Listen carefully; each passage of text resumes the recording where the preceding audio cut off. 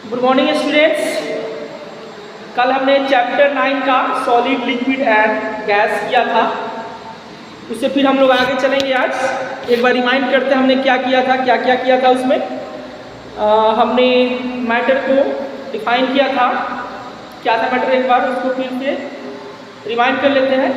Matter का हमने define किया था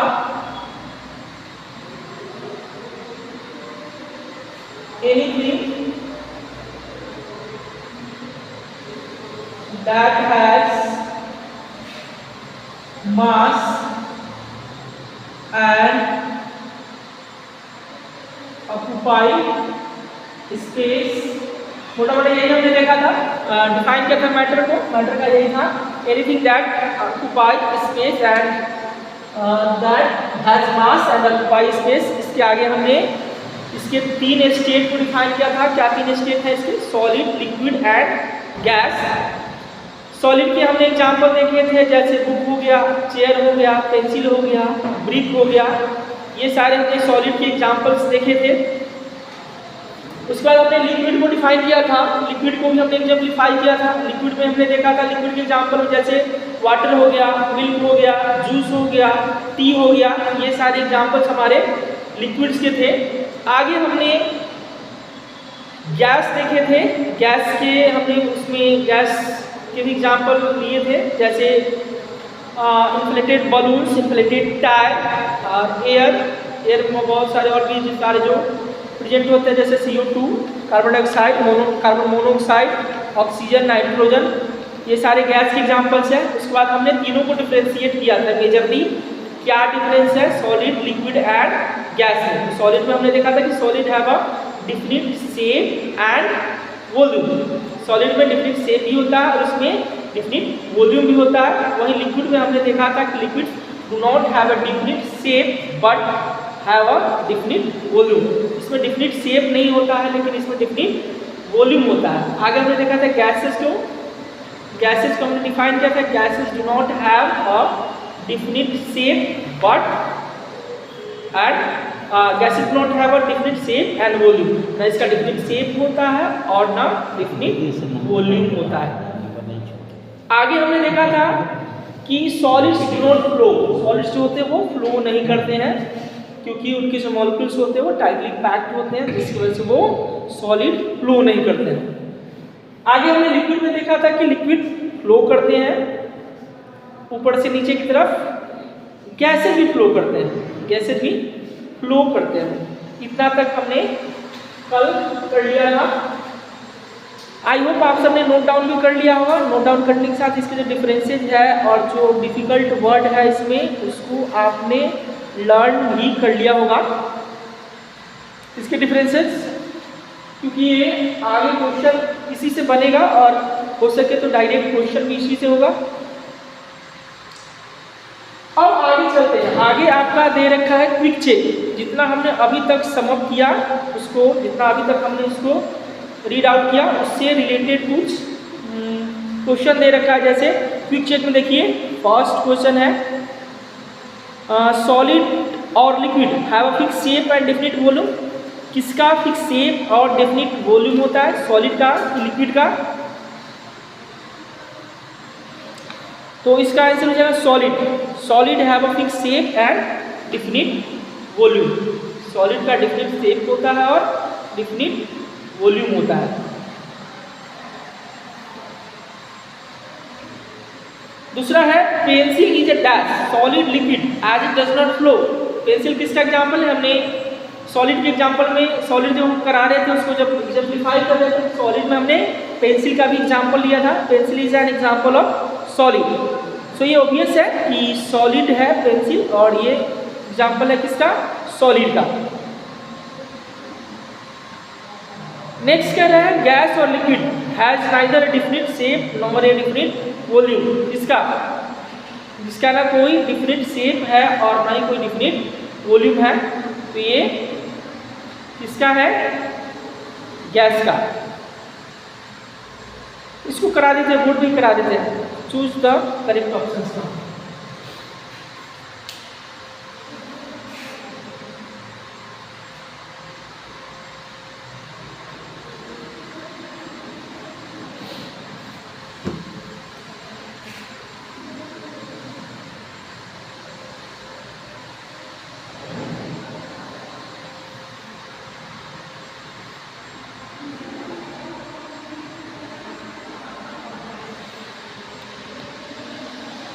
इससे रिलेटेड इसको क्वेश्चन करते चलते पहला है सॉलिड और लिक्विड फर्स्ट में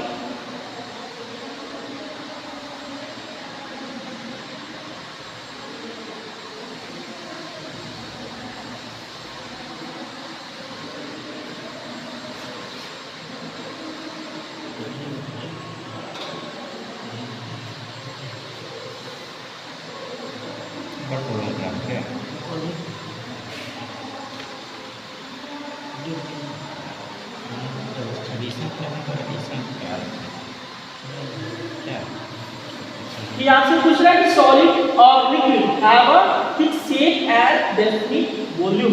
किसका होता है fix shape and definite volume? तो आप अंडरलाइन करेंगे सॉलिड को। Solid have fix shape and definite volume. दूसरा कह रहा है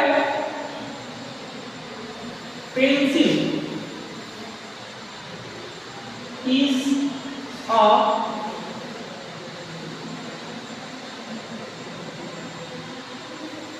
solid or liquid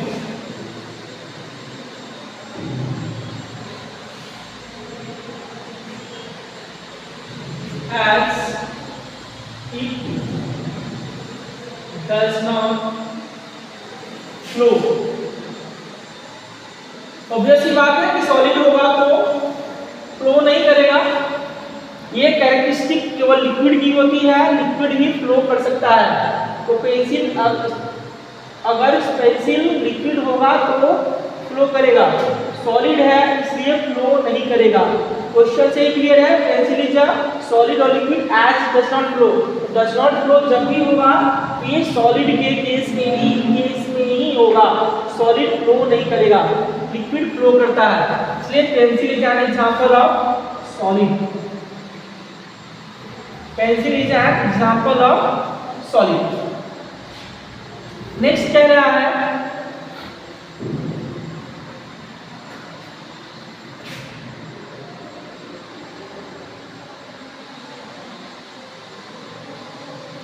गैस और liquid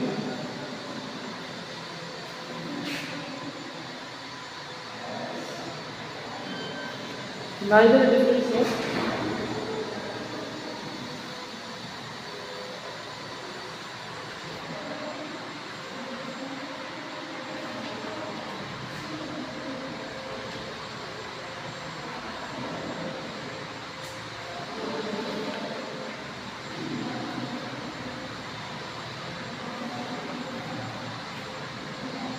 nor a definite volume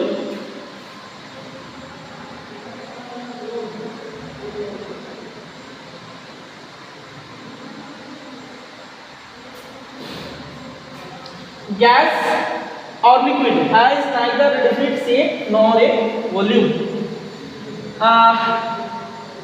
liquid के केस में अगर आप जिस कंटेनर में या जिस रिसेल में रखेंगे उसका वो शेप ले लेगा। तो लिक्विड के केस में ये उसका डेफिनिट शेप तो नहीं होगा, लेकिन जिस कंटेनर में रखेंगे उसका शेप और उसका वॉल्यूम ले लेगा, उसका आयतन ले लेगा। लेकिन गैस को अगर आप किसी कंटेनर में रखेंगे तो वो डिफरेंट शेप और उसका डिफरेंट वॉल्यूम नहीं होगा। तो ये भी ऑब्वियस ही है। गैस के साथ हम जाएंगे, gas has neither different shape nor a different volume. Gas का डिफरेंट शेप होता है और न इसका डिफरेंट वॉल्यूम होता है। नेक्स्ट कह रहा है लिक्विड्स फ्लो फ्रॉम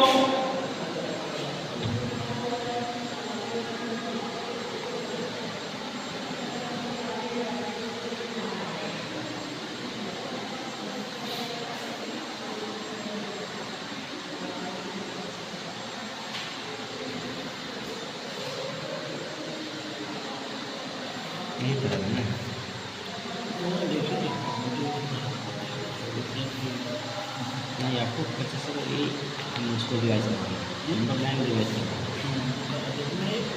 सिस्टमेटिक ढंग से होता था। ऑडियो हो गया वैसे पढ़ा दिए हैं। Either liquid flow from higher to lower और लोअर टू हायर। कोई भी लिक्विड ऊपर से नीचे की तरफ फ्लो करेगा, ना कि नीचे से ऊपर की तरफ। नीचे से ऊपर की तरफ नहीं जाएगा, ये भी क्लियर है। और ये से liquid flow from higher to lower, ऊपर से नीचे की तरफ फ्लो करेगा, ना कि नीचे से ऊपर। नीचे से ऊपर नहीं जाता है, नहीं जा सकता, ऊपर से हमेशा नीचे की तरफ ही फ्लो करेगा। ठीक है, तो लिक्विड्स का ये कैरेक्टरिस्टिक होता है, वो हमेशा ऊपर से नीचे की तरफ ही फ्लो करता है। अब तक हमने जो किया था उसमें से यही मेजर क्वेश्चन बन रहे थे, जिसको हमने किया कि चेक में दिया हुआ था। आगे हम चलते हैं। आगे कह रहा है change of state. Matter can change from one state to another by heating और cooling. For example water exist in all three forms. कह रहा है कि मैटर को चेंज किया जा सकता है, उसको हीट करने के बाद या कूल करने के बाद। हीटिंग करेंगे तो वो वाटर वेपर बनेगा, स्टीम बनेगा, और वो फ्रीज में रखेंगे, फ्रीजर में रखेंगे तो वो आइस बनेगा, सॉलिड बनेगा। तो water exist in all three forms like solid, liquid and gas. Solid में हो गया, जैसे फ्रीजर में आप रखेंगे पानी तो वो आइस बनेगा, ice is an example of solid. Liquid, water exist in liquid form, so it is already an example of liquid. Next है गैस।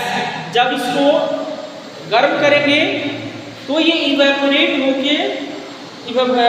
होगा स्टीम के रूप में, जिससे जो गैस का फॉर्म है। तो water exist in all three form, solid, liquid and gas. तो सॉलिड जब पानी बर्फ बनेगा वो सॉलिड का एग्जांपल है। वाटर जो नेचुरल फॉर्म में रहता है, नेचुरल फॉर्म में एग्जिस्ट करता है, वो लिक्विड का एग्जांपल है। और जो हम इवेपोरेट करते हैं, गर्म करते हैं, गर्म करने के बाद वो इवेपोरेट होता है, वो हमारा गैसियस फॉर्म का एग्जांपल है। तो water exist in all three form. आगे कह रहा है ice change into water on heating. Ice जो है, बर्फ जो है, फिर इसको हम चेंज कर देंगे, गर्म करेंगे तो फिर वो क्या बन जाएगा, वाटर बन जाएगा, पानी बन जाएगा। This process is called melting. इसको हम मेल्टिंग कहते हैं, हिंदी में इसको पिघलना कहते हैं। ऑन फर्दर हीटिंग, आगे फिर हम उसको हीट करते हैं। पहले हमने आइस को गर्म किया तो गर्म करने के बाद वो पानी बन गया, पानी को फिर हम फर्दर हीट करते हैं। On further heating water changes into steam, फिर वो क्या बनेगा, स्टीम बन जाएगा, वाष्प बन जाएगा, विच इज गैसियस स्टेट, वो गैसियस स्टेट में है। This process is called evaporation. इसको इवेपोरेशन कहते हैं, वाष्पीकरण हिंदी में इसको बोलते हैं। इवेपोरेशन बोलते हैं जब हम पानी को गर्म कर दिए, बॉयल होकर वो क्या करेगा, गैसियस स्टेट में हो जाएगा, गैसियस फॉर्म में होगा, उसे हम इवेपोरेशन कहते हैं। आगे इक्वेशन दे रखा है, एक बार देखिए। पहले आइस है, सॉलिड है आइस, उसको कूल करने पे वो तो फ्रीजिंग स्टेट में आई, उसको मेल्ट करेंगे हीट करने पे, वो फिर पानी बनेगा। और पानी बनने के बाद फिर इसको हीट करेंगे फर्दर, वो इवेपोरेट होगा और वो गैसियस स्टेट में हो जाएगा, गैस बनेगा। अगर ऑन कूलिंग, ठंडा होने पे स्टीम और water vapour change into water. Steam जो है वो ठंडा होगा, ठंडा होने के बाद फिर वो क्या होता है, वो पानी के छोटे छोटे टाइनी ड्रॉपलेट्स बन जाते हैं, वही फिर आगे ऊपर जा करके फिर बारिश की बूंदे बन के हमारे नीचे आते हैं। हमने देखा हुआ कई बार कि ये कंडेंसेशन का एग्जाम्पल, जैसे मम्मा ने हमको लंच देती है ना, लंच देती है तो लंच में टिफिन में रखते हैं, फिर जब लंच टाइम में उसको ओपन करते हैं तो हम देखते हैं छोटे छोटे टाइनी ड्रॉपलेट्स पानी के लंच बॉक्स में लगे रहते हैं। वो क्या होता है, वो गैसियस स्टेट में गरम गरम खाना रख देती है मम्मा लंच बॉक्स में, और फिर जब वो ठंडा होता है, इवेपोरेट होके वो ठंडा होता है, तो पानी के छोटे छोटे ड्रॉपलेट्स उस पर लग जाते हैं। This is the best example of condensation. तो ये कंडेंसेशन का एग्जाम्पल है। पहले क्या हुआ, गैस ऊपर गया और वो ठंडा होके छोटे छोटे पानी के ड्रॉपलेट्स बनाते हैं, ये ड्रॉपलेट्स को हम कंडेंसेशन कहते हैं। लंच बॉक्स इसका बेस्ट एग्जाम्पल है। आइदर और फर्दर कूलिंग, आगे फिर ठंडा होने पर वाटर चेंजेज इनटू आइस, पानी क्या हो जाता है, आइस बन जाता है, बर्फ बन जाता है। ये प्रोसेस फ्रीजिंग कहलाता है। जैसे पानी को आपने फ्रीजर में रख दिया, कुछ समय के बाद आपने निकाला उसको तो वो क्या हो गया, पानी बर्फ बन गया, पानी क्या हो जाता है, बर्फ बन जाता है।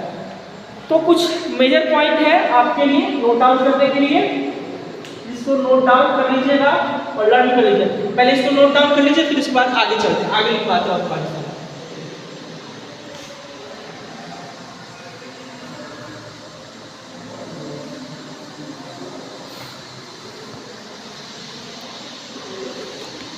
इतना कर लीजिए। उसके बाद आपके लिए कुछ होमवर्क दे देते हैं।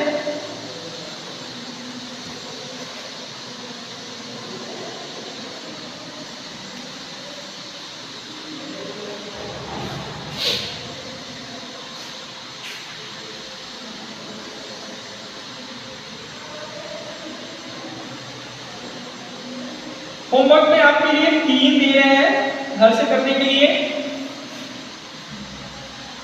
इवेपोरेशन,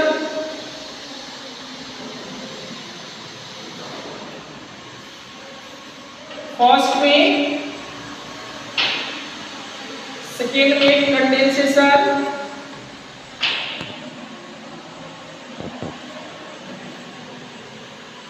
थर्ड में फ्रीजिंग और फोर्थ में है मेल्टिंग।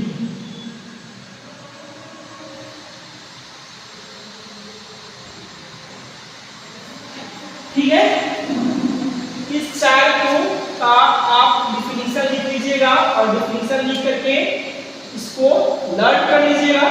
लर्न करने के बाद फिर इसको आगे क्वेश्चन में ये हमें मिलेगा। फिर क्वेश्चन को करने में समझने में हमें आसानी होगी। इवेपोरेशन अभी हमने डिफाइन किया।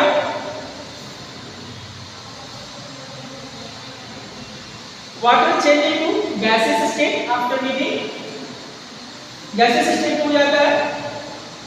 कंडेंसेशन, फिर वो गैसेस ठंडा होने के बाद छोटे छोटे टाइनी ड्रॉपलेट्स पानी का फॉर्म कर लेते हैं, वो कंडेंसेशन कहलाता है। फ्रीजिंग, पानी 0 डिग्री पे जम जाता है, 0 डिग्री पे वो फ्रीजिंग, फ्रीज हो जाता है, वो आइस का यानी सॉलिड का फॉर्म ले लेता है।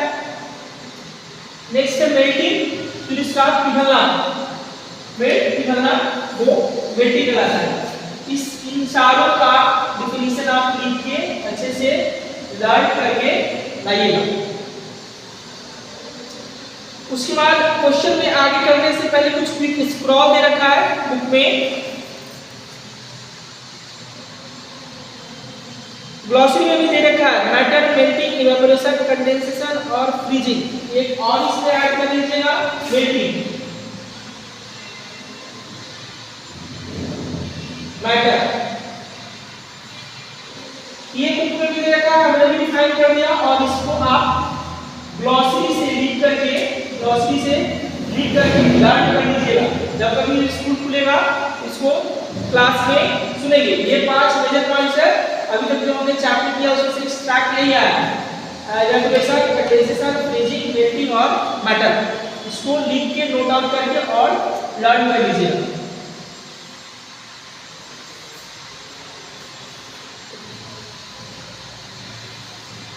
ठीक है, आज के लिए फाइनल कर देते हैं। गुड बाय, फिर नेक्स्ट क्लास में मिलते हैं। Thank you.